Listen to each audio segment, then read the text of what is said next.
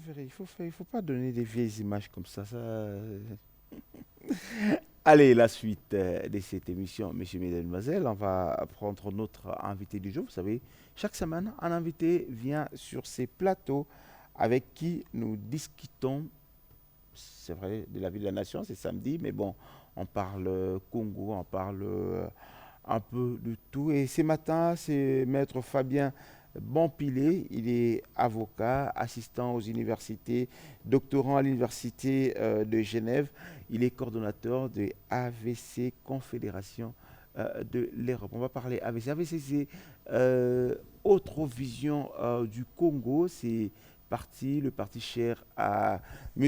Didier Boudimbo, ministre des hydrocarbures, ici en République démocratique du Congo. On va parler de cette activité qu'ils organisent ce week-end, cette mobilisation pour le soutien, je voulais dire, aux FARDC, aux institutions de la République démocratique du Congo. Maître Fabien, bonjour.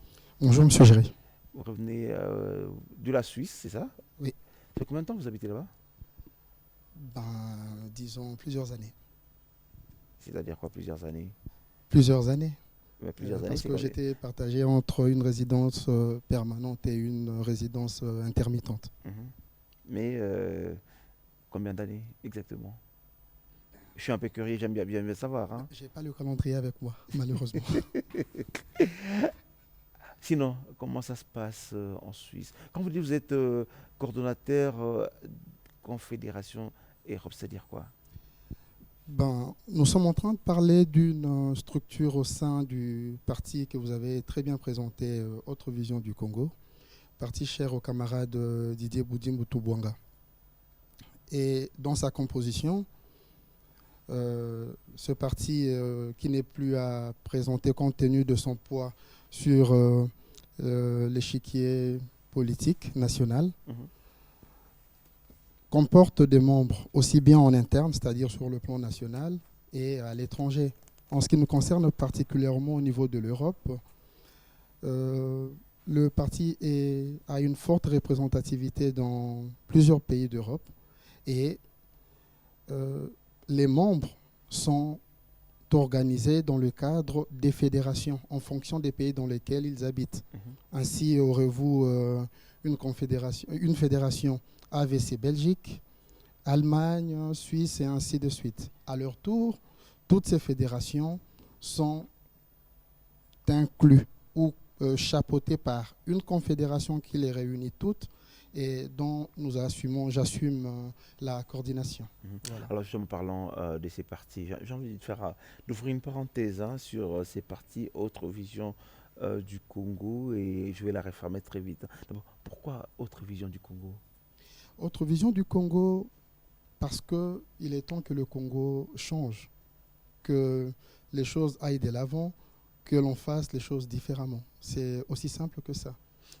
Oui, c'est simple que ça, mais entre-temps, si je passe dans ma tête comme ça, l'RDC aujourd'hui compte plus de 600 partis politiques. Est-ce qu'on doit l'avoir aussi autant?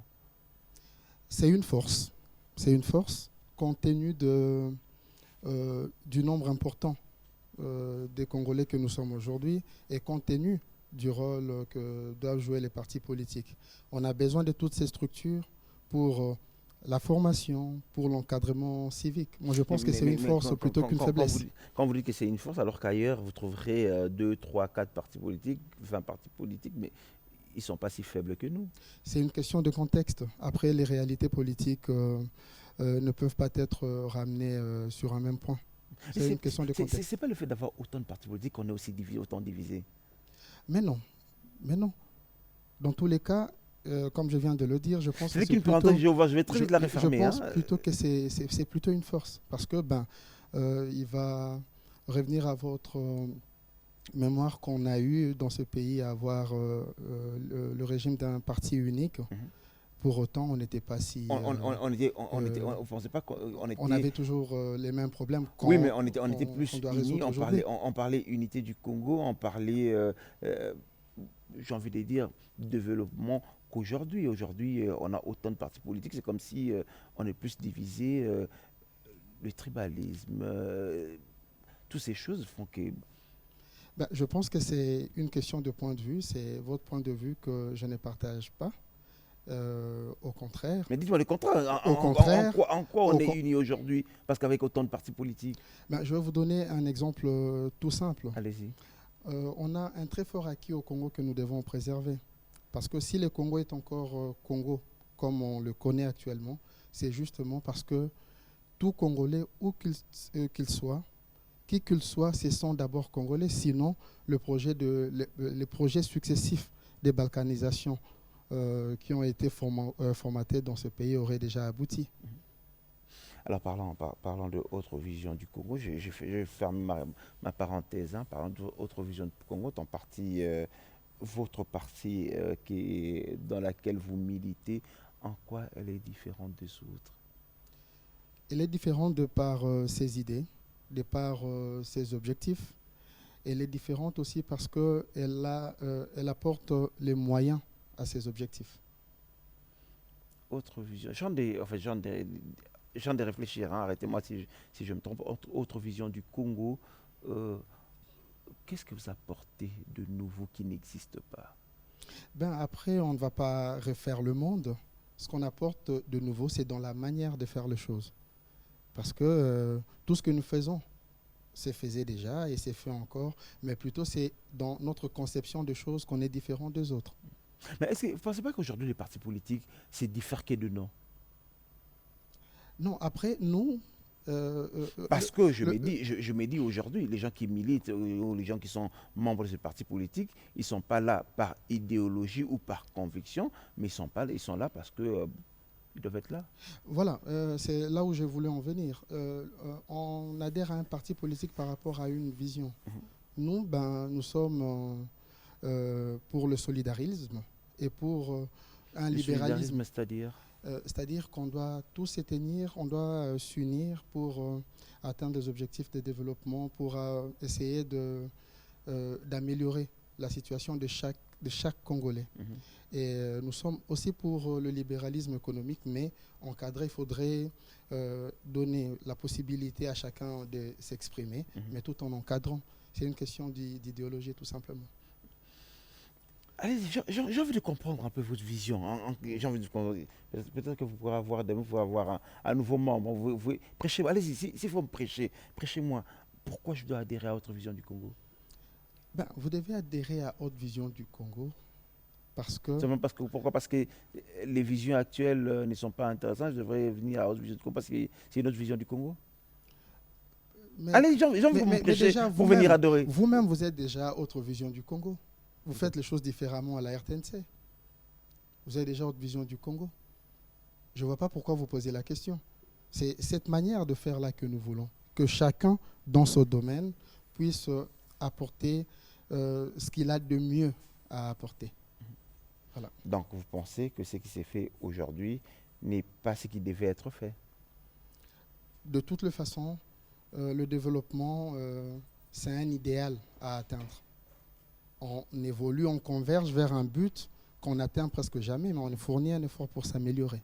Alors, on va parler tout à l'heure sur la diaspora. C'est un sujet, je vais en profiter parce que vous êtes là, c'est un sujet que j'aime bien aborder. Mais parlons de cette activité que vous organisez ces week-ends, le soutien au FARDC. Pourquoi? Nous avons voulu, c'est encore là la particularité d'Autre Vision du Congo, nous avons voulu apporter un contenu au concept de soutien au FARDC et à son commandant suprême, ce concept qui est actuellement repris par tout le monde. Exactement. Mais nous, dans Autre Vision du Congo, nous voulons théoriser sur le concept. C'est-à-dire? Ça veut dire que soutenir le FARDC doit s'aborder sur un double plan théorique et pratique. Sur le plan théorique, cela s'analyse comme ce soutien moral qu'on doit apporter à nos vaillants combattants. Leur dire que nous croyons en eux, leur dire qu'ils sont les meilleurs parce que nous n'avons qu'eux, et leur dire que grâce à eux, le Congo va retrouver la stabilité et la sécurité, surtout dans la partie est de son territoire. Ça, c'est sur le plan théorique. Mais sur le plan pratique, soutenir les FARDC, d'abord, c'est répondre favorablement à l'appel lancé par le chef de l'État lors de son dernière adresse à la nation, d'intégrer massivement les FARDC, particulièrement pour ceux qui sont en capacité de le faire. Ça, c'est le premier aspect. Mais soutenir les FARDC aussi, c'est de collaborer activement avec les services de sécurité et d'intelligence. Vous savez, nous avons vu comment les choses se passent ailleurs. Si la sécurité est assurée ailleurs, si les services d'intelligence sont forts ailleurs, ce n'est pas parce qu'ils sont forcément très spéciaux, c'est parce que la population collabore, c'est parce que la population dénonce. Le premier des militaires, le premier d'agents de sécurité, c'est le peuple. Ça aussi, c'est soutenir les FARDC. Mais en dernier lieu, soutenir les FARDC aussi, c'est d'user de tous les moyens à notre disposition, chacun en ce qui le concerne. Si on peut exercer un lobbying, si on peut faire pression pour dénoncer ce que nous considérons comme étant une injustice que nous subissons avec cette mesure, notamment du Conseil de sécurité sur la notification d'achat d'armes. Je ne vois pas comment est-ce qu'on arrive à interdire à un pays de s'équiper librement sur le plan militaire alors qu'il est agressé de toutes parts. Ça aussi, c'est soutenir les FARDC. Donc c'est sur ce point-là que nous voulons insister. Alors, là maintenant, c'est ce que je voulais. Vous m'ouvrez carrément la porte, hein, soutenir les FARDC, le lobbying, je vais rester là. Mais quel est le rôle que joue, vous êtes de la diaspora, quel est le rôle que vous, diaspora, vous jouez dans ce soutien des FARDC? Un très grand rôle, parce que j'ai vu par exemple l'initiateur de mon parti en marge de ses activités officielles remuer ciel et terre pour convaincre ceux des Congolais qui siègent dans les parlements européens, belges, français, dans les institutions internationales, aller vers eux, leur convaincre de la nécessité d'agir dans cette logique-là. Aller vers eux pour leur dire que nous avons aussi besoin de leur présence ici. Et pour votre information, ils sont très représentés. On est nombreux à être venus pour cette manifestation. Et pour ça, je tiens particulièrement à remercier le camarade Didier Boudim ainsi que tous les membres de l'équipe dirigeante d'AVC qui n'ont ménagé aucun effort pour que tout se passe comme on l'aurait souhaité. Alors, vous ne pensez pas qu'aujourd'hui, je n'ai pas envie de citer le voisin qui nous agresse, mais vous ne pensez pas qu'aujourd'hui, ils ont plus développé, ils sont plus avancés, je parle de la diaspora, ils sont plus avancés dans le convaincre pour faire passer leur message que nous, notre diaspora, c'est comme si nous, on est distrait à autre chose, notre diaspora ne joue pas le rôle qu'il devait jouer. C'est d'abord une question d'organisation, mais la force dont peut disposer une diaspora... Et nous sommes la plus grande diaspora en Europe. Oui, hein? La force dont peut disposer une diaspora part du pays d'origine. Et personnellement, je salue le courage du chef de l'État et de son gouvernement dans le changement du paradigme, dans l'approche conceptuelle de cette guerre. Il y a encore, hier et dans un passé très récent, on avait du mal à nommer l'agresseur. Vous voulez parler du Rwanda? Oui, je parle du Rwanda. On avait pas du Rwanda. Je ne veux pas qu'on fasse un amalgame entre le Rwandais et le pouvoir au Rwanda. Je veux dire le pouvoir actuellement du Rwanda. Le gouvernement rwandais. Le gouvernement rwandais. Donc, c'est une très grande force que ces changements de paradigme-là nous donnent. Et même, vous allez vous rendre compte qu'au niveau de la diaspora, et je peux m'en porter fort, au niveau de la diaspora, les choses bougent parce qu'on s'est dit enfin, on a un gouvernement qui a du répondant, enfin, on a un gouvernement qui désigne clairement l'agresseur. Et c'est, comme je vous dis, c'est une question d'organisation. Avec cette force que nous donne le gouvernement actuel, on arrive à nous organiser et beaucoup d'actions sont menées dans ce sens-là. Est-ce que vous pensez que c'est suffisant de juste désigner l'agresseur? déjà, c'est pas suffisant, comme vous le dites, excusez-moi, mais conceptualiser une chose est le départ de toute solution. Okay? On ne peut pas combattre quelqu'un qu'on ne connaît pas. On ne peut pas combattre un ennemi qu'on n'arrive pas à identifier.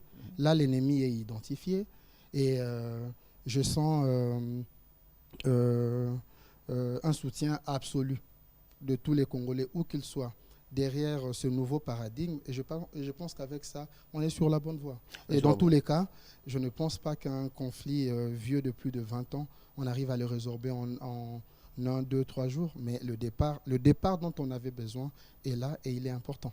S'adressant hier au Parlement de son pays, le président rwandais disait, je vais vous citer, hein, il a dit dans toute cette situation, c'est devenu une pratique de tout mettre sur le dos du Rwanda. Ce n'est plus jamais la faute du gouvernement de l'RDC, ni des FDLR, ni de la MONUSCO, ni des grandes puissances. Non, c'est toujours la faute du Rwanda. Pour eux, ils pensent que nous les citons pour rien, nous mettons tout sur leur dos. Pourtant, le problème, c'est nous-mêmes. Non, d'abord, je crois qu'il doit se croire trop grand pour s'arroger ce rôle. Non, je ne suis pas responsable de ces propos, mais je retiens tout simplement que c'est la réaction normale qu'on peut attendre du diable lorsqu'il est démasqué. C'est-à-dire? Oui, mais après, il doit chercher une parade. S'il pense que c'est ça la parade pour résoudre le problème, c'est son droit. Vous ne pensez pas qu'aujourd'hui on est un peu plus distrait, c'est comme si on n'arrive pas à signer, on n'arrive pas à se mettre ensemble, on n'arrive pas à consolider cette unité pour avancer, pour développer notre pays? Oui, c'est tout ce qu'il faut éviter, parce que c'est l'argument en fait qu'utilisent nos ennemis pour continuer leur sale besogne. C'est tout ce qu'il faut éviter. Le Congolais n'est pas le dernier des hommes. Loin s'en faut. On a beaucoup de gens de qualité. On est un peuple travailleur. On est un peuple très courageux. La preuve, c'est que depuis 1960, on maintient encore l'intégrité territoriale de ce pays tant convoité. Autrement, ça n'aurait pas été possible. Si on n'avait pas toutes ces qualités, ça n'aurait pas été possible. C'est justement ça qu'il faut éviter. Au contraire, le message qu'il faut lancer, c'est le message du Congolais qui est fort, du Congolais qui est compétent, du Congolais qui est intelligent, parce que ces qualités-là ne manquent pas. Et pourtant, le message qu'on nous présente, on pense que le Congolais, surtout celui qui est à l'étranger, il est plus dans la distraction, dans la musique et dans la danse. Mais j'en suis la preuve.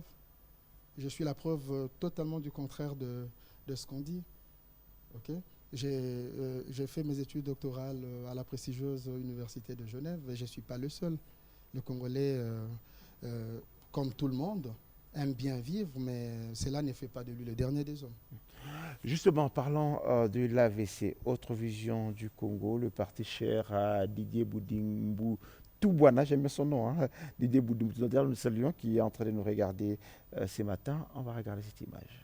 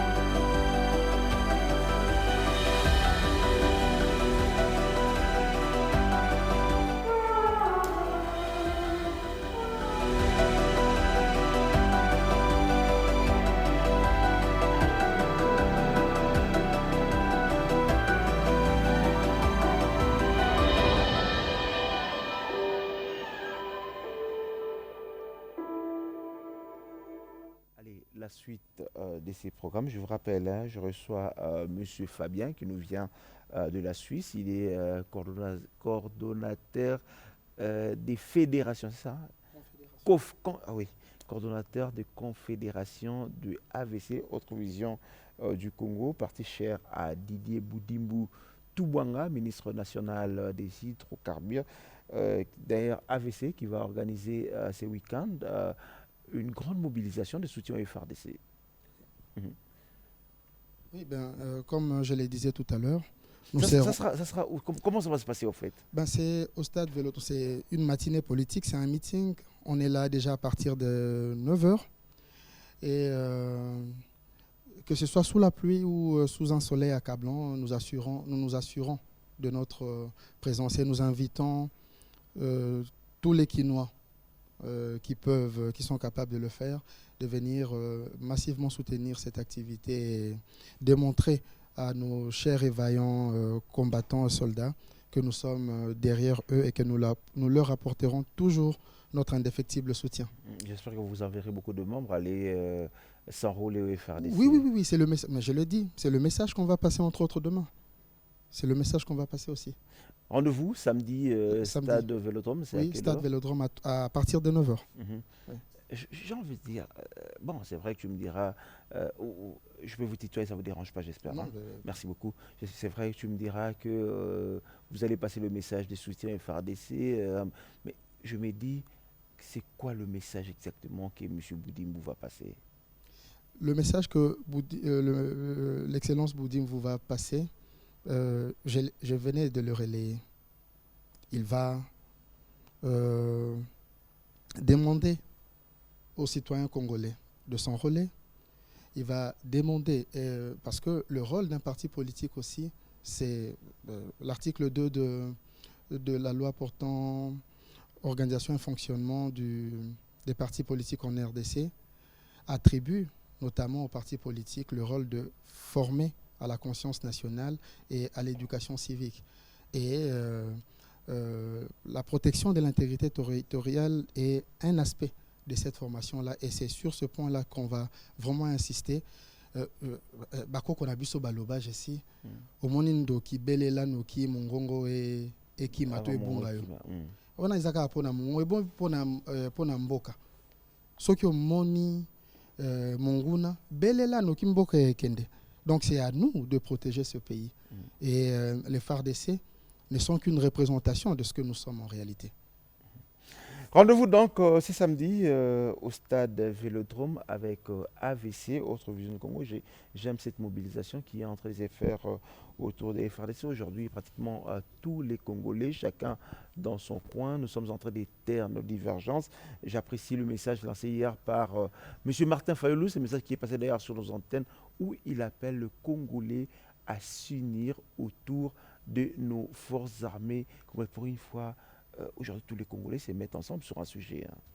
C'est vrai, il peut y avoir dans un pays des sujets clivants, des sujets qui divisent, et c'est normal. Mais il y a des sujets sur lesquels on ne peut pas s'opposer. L'indépendance de notre pays, l'intégrité territoriale, sur ces sujets-là, on ne peut pas s'opposer.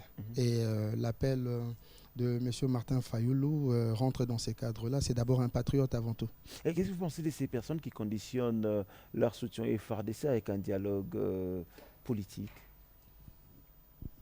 Après, je crois que c'est une feuille de route. C'est à eux de défendre leurs idées. Moi, je défends les miennes.